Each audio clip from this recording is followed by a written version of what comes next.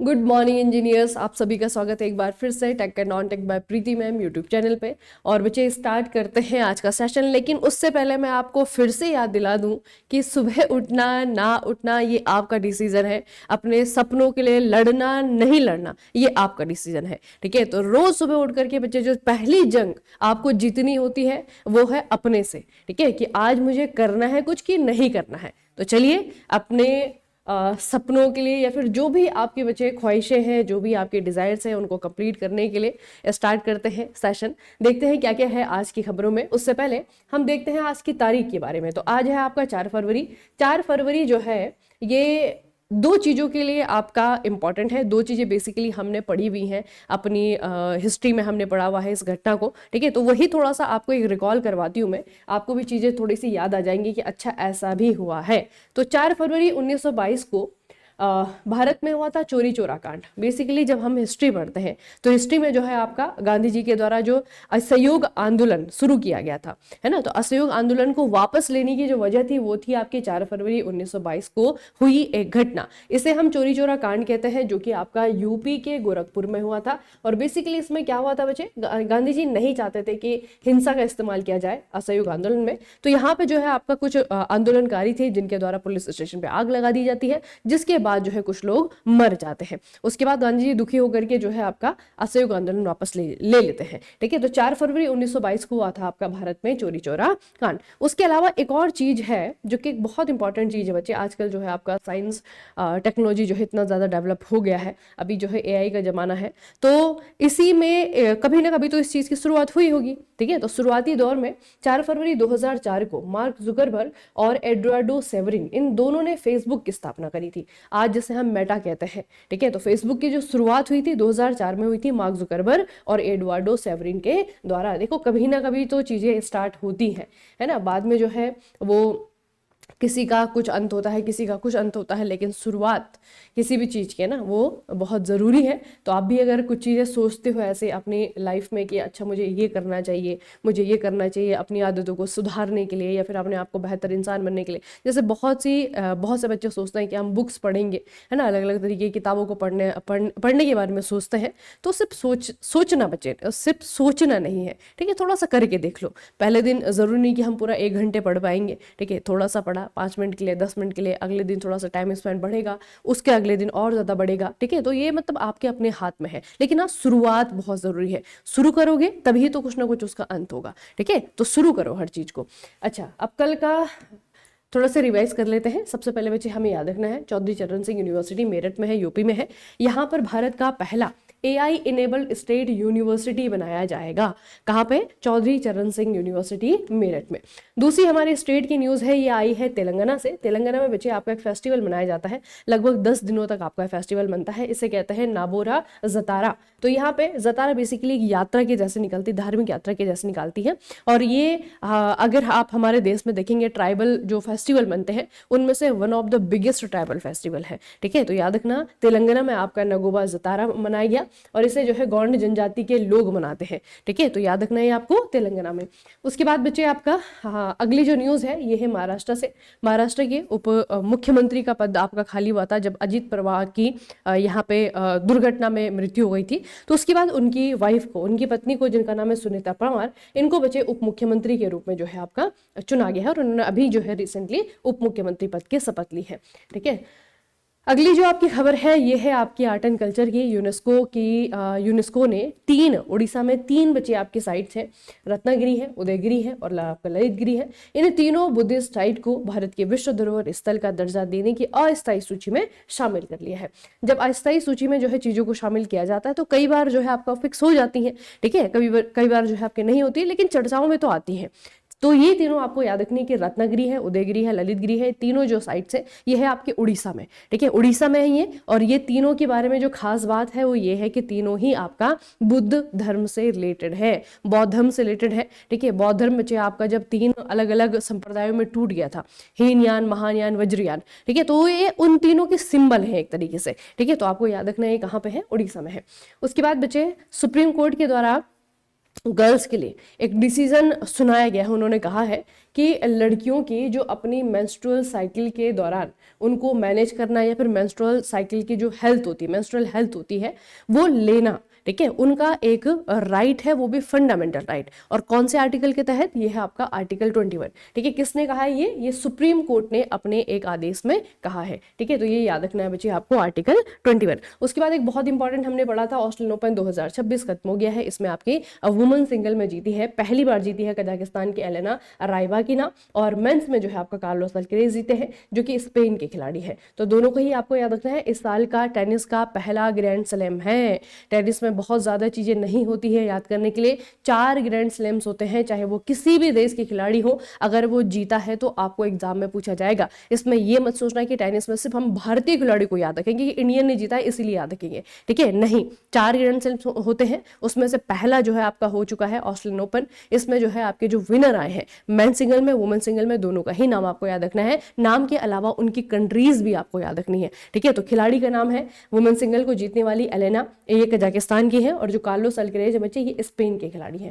ठीक है, उसके बाद में हमने देखा उत्तर प्रदेश में एटा जिले में एक पक्षी अभ्यारण्य है, नाम है पटना, और एक गुजरात में कच्छ जिले में छारी डांडा। ये दोनों ही बेसिकली जो है आपके रामसर साइट में लिस्ट किए गए हैं। और अब रामसर साइट टोटल इंडिया में कितनी हो गई है? 98 हो गई है। ठीक है, याद रखोगे, टोटल 98 साइट्स हो गई हैं। इनमें से पटना पक्षी अभ्यारण्य नाम सुनकर के आपको लगेगा कि बिहार में है, लेकिन बिहार में नहीं है बच्चे, ये आपका है यूपी में, उत्तर प्रदेश में। और दूसरा आपका छारी डांड है, ये आपका कहाँ पे है? गुजरात में है। तो ये दोनों चीजें आपको याद रखनी है। अब तीसरी जो आपकी न्यूज है वो बहुत ही बड़ी न्यूज थी कल की, वो तो बच्चे हमारा बजट 2026 का। भारत सरकार ने अपनी तरफ से अपना आम बजट जो है आपका पेश कर लिया है। तो इसमें कुछ चीजें हम पढ़ेंगे, वैसे रिवाइज करने के लिए आपको वही पीडीएफ बार बार देखनी है। ठीक है, उनको अलग से कर ही लेना, अपने हिसाब से नोट्स बना लेना, लेकिन रिवीजन के लिए जो है मैं एक टेबल जो है मैंने इसकी बनाई है। ठीक है, तो टेबल में क्या क्या चीजें हैं देखो।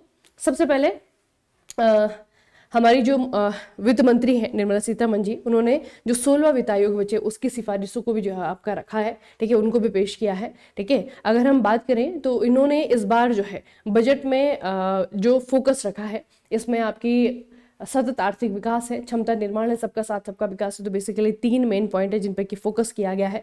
ठीक है, उसमें उसके बाद जो आपकी ज्यादा जरूरी चीजें होती हैं वो होता है बजट का एलोकेशन, क्योंकि बजट यही होता है ना बच्चे। बजट बेसिकली कैसा, जैसे अभी महीने की शुरुआत हो रही है तो आपकी मम्मी जो है, पापा ने सैलरी आई होगी, मम्मी को दी होगी, और मम्मी ने जो है उसको बांटने स्टार्ट कर दिया होगा कि इतने रुपए जो है इनकी फीस जाएगी, इतने रुपए जो है आपका घर का खर्चा होगा, राशन आएगा, इतने रुपए में ये होगा, इतने रुपए में होगा। बजट भी सिमिलर उसी तरीके का बजट है, बस वो आपका देश का बजट है। ठीक है, तो कितना रुपए कौन सा सेक्टर में दिया गया है, एलोकेशन, ये पूछा जाता है आपका एग्जाम में। ठीक है, तो कल बच्चे मैंने आपको कहा था, सबसे पहले हम बात करें अगर ग्रांट्स की, कुछ पैसा ऐसा होता है जो कि केंद्र सरकार के द्वारा एक तरीके से दिया जाता है राज्य सरकार को ग्रांट के रूप में। तो टोटल कितना दिया गया है? 1.4 लाख करोड़ दिया गया है।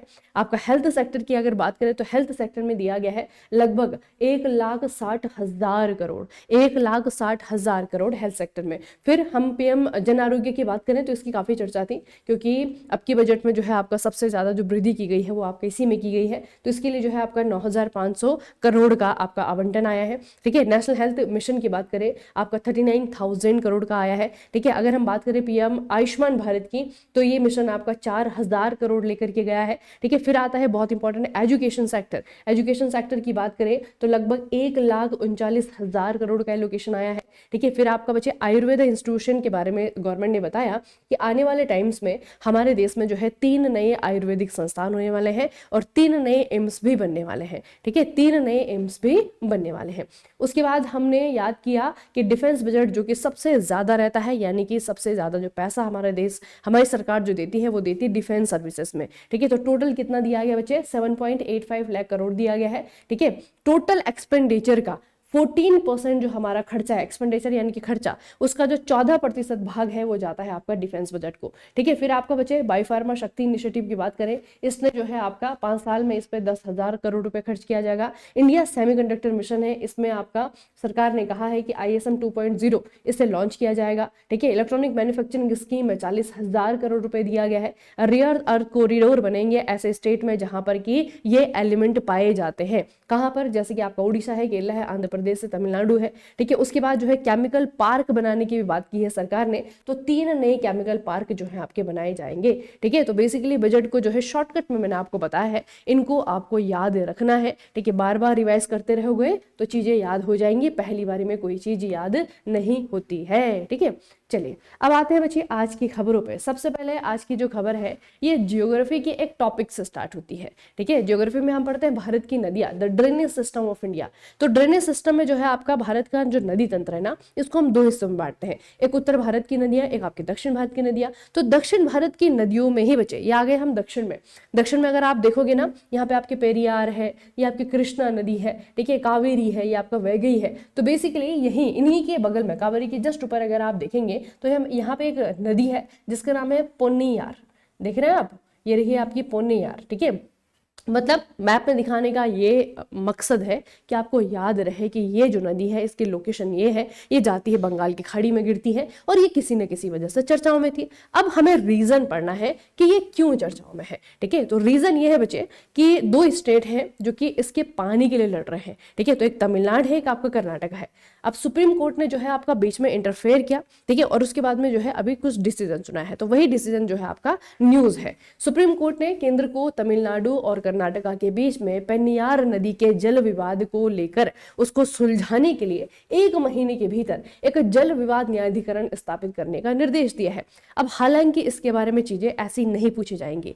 कैसा पूछा जाएगा? आपको पूछा जाएगा कि जो पेन्नियार नदी है इसका जो वाटर डिस्प्यूट है वो कौन से 2 स्टेट के बीच में है। तो एक आपका तमिलनाडु है, उसके ऊपर जो है कर्नाटका है। तो इस नदी का पानी किसको मिलना चाहिए, किसको कितना मिलना चाहिए, ठीक है, उसके लिए जो है दोनों स्टेट लड़ रहे हैं, ठीक है। तो जिसको लेकर के सुप्रीम कोर्ट ने डिसीजन सुना है कि 1 महीने के भीतर भीतर एक ऐसा न्यायाधिकरण बनाया जाए, मतलब बेसिकली जो है आपकी कमेटी बनेगी और वो जो है डिसीजन लेंगे कि इनका जो ये मसला चल रहा है उसको कैसे सॉर्ट आउट करना है, ठीक है। उसके अलावा थोड़ा सा इतिहास देखते हैं। तो तमिलनाडु सरकार ने 2018 में यह मामला दायर किया था जिसमें कर्नाटका के द्वारा नदी पर चेक एंड डैम और जलमार्ग बदलने के कार्यों को चुनौती दी गई थी, ठीक है। तो मतलब ये जो आपका पूरा जो केस बना है ना वो तमिलनाडु ने बनाया है। तमिलनाडु ने कर्नाटका के ऊपर ये आरोप लगाए कि ये हमारी नदी का पानी जो है ले रहे हैं, इसमें जो डैम बन रहे हैं या फिर इसका जो मार्ग है उसको जो है आपका ये डाइवर्ट कर रहे हैं, ठीक है। तो ये आपको याद रखना है कि पेन्नियार रिवर ये आपकी बहती बच्चे दक्षिण भारत में, ठीक है। यहाँ पे 2 स्टेट के बीच में इसके जो जल विवाद है, वाटर डिस्प्यूट है, वो 2 स्टेट के बीच में है। एक आपका तमिलनाडु है, दूसरा आपका कर्नाटका है, ठीक है, याद रखोगे। चलिए आगे आते हैं। एक बहुत ही अच्छा खेल है, बल्कि इस खेल को जो है आपका स्पोर्ट्स ऑफ द मासेस भी कहा जाता है इंडिया के अंदर, ठीक है। क्योंकि बच्चे इस खेल को अगर आप देखोगे ना, उत्तर भारत में, दक्षिण भारत में, हर जगह जो है आपका खेला जाता है, और ये है आपका कबड्डी। तो कबड्डी के जो है आपके एक, तो पहले मैं आपको एक इंपॉर्टेंट चीज बताती हूँ कबड्डी के बारे में, थोड़ा सुनो बच्चे।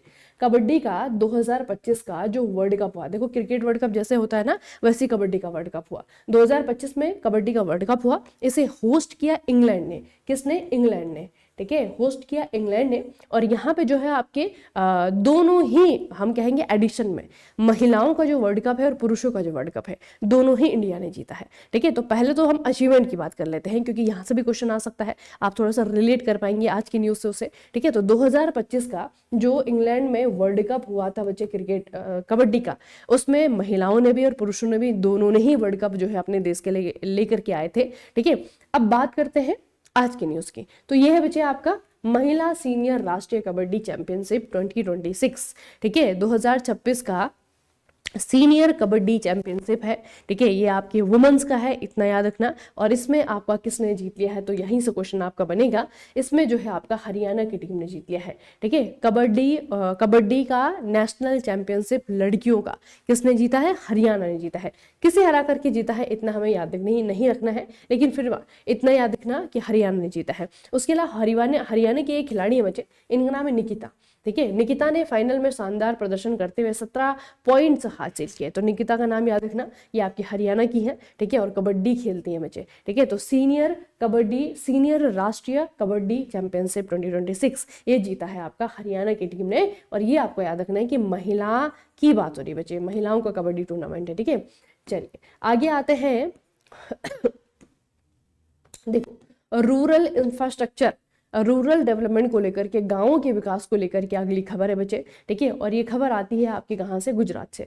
तो गुजरात के जो मुख्यमंत्री हैं वर्तमान में मिस्टर भूपेंद्र भाई पटेल, इन्होंने गुजरात के आणंद जिले के भादरण गांव में एक योजना की शुरुआत करी है। योजना का नाम है मुख्यमंत्री ग्रामोत्थान योजना।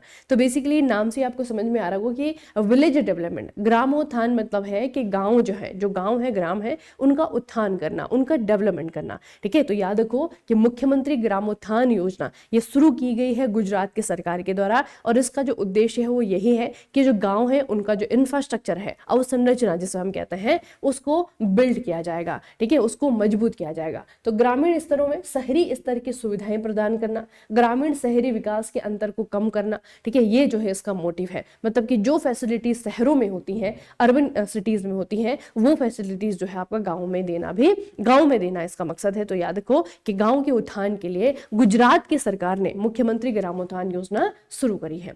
उसके बाद आते हैं बच्चे न्यूज ऑफ द डे।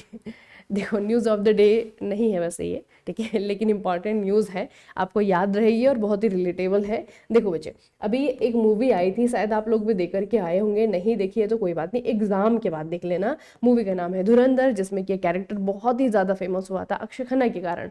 नाम है रहमान डकैत, ठीक है। तो बेसिकली पाकिस्तान बेस्ड आपकी मूवी है, मतलब कि वहीं पर जो है आपका जो पूरा माफिया चलता है उसको लेकर के जो है आपकी मूवी बनी हुई थी, ठीक है। हमारे जो इंडियन स्पाई थे रणवीर सिंह बने थे, है ना, तो वो किस तरीके से वहाँ पे चीज़ों को टैकल करते हैं उसको लेकर के जो है मूवी बनी थी, बड़ी इंटरटेनिंग मूवी थी। तो अभी क्या हुआ, रहमान डकैत को अगर आपने मूवी नहीं देखी है तो कम से कम वो घूस फूस वाला गाना तो सुना होगा, ठीक है। तो घूस फूस वाला गाने में जो बच्चे ये डांस कर रहे हैं, फिर जो वाइब कर रहे हैं अक्षय खन्ना, तो बेसिकली वो कैरेक्टर है रहमान डकैत का। तो जो रहमान डकैत को दिखाया गया वो बलूचिस्तान का दिखाया गया है। तो अभी बलूचिस्तान जो क्षेत्र है, मैं आपको थोड़ा सा नक्शे में दिखाती हूँ, ये देखिए, ये आपका पाकिस्तान है बच्चे। पाकिस्तान में जो है आपके प्रांत है, जैसे हमारे यहाँ तो बहुत सारे स्टेट है, पाकिस्तान में जो है आपके 5 प्रांत है, पंजाब है, सिंध है, ऊपर खैबर पख्तूनख्वा है, ठीक है। इस तरीके से जो है आपका यहाँ पे आपका बलूचिस्तान है, जो रेड वाला आपको क्षेत्र दिख रहा है ना, ये पूरा बलूचिस्तान है।